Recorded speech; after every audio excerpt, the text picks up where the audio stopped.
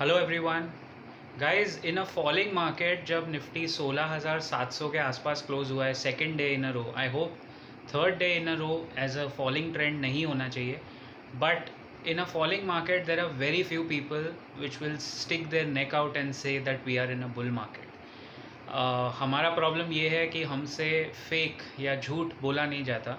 तो I will be honest with all the long term investors and even medium term, forget about long term investors who are invested for the next at least 5 years.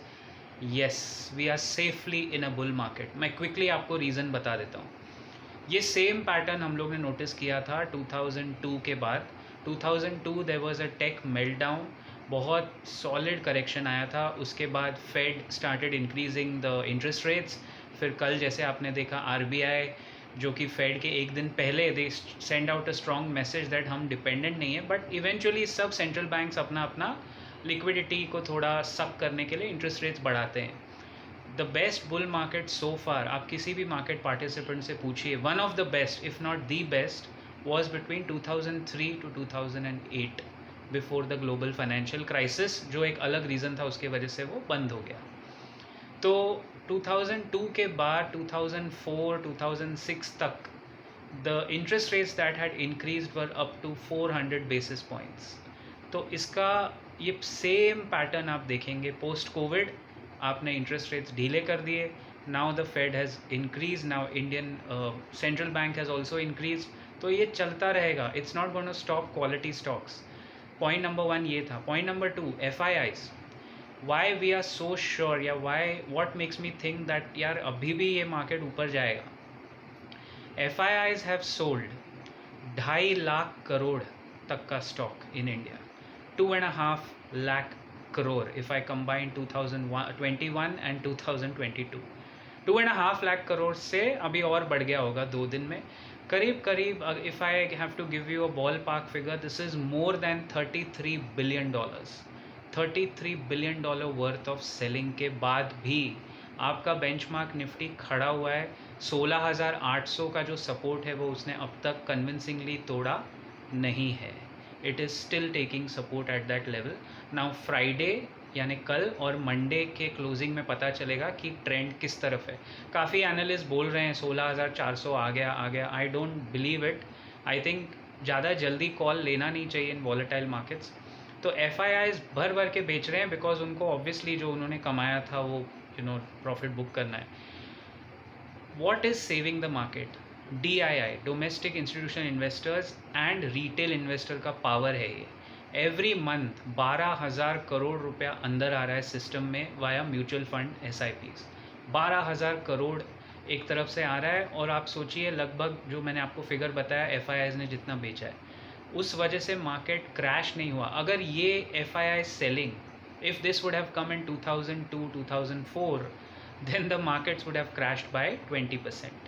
So if you have seen the markets correct by 10% to 12%, it's perfectly a sign of a healthy bull market.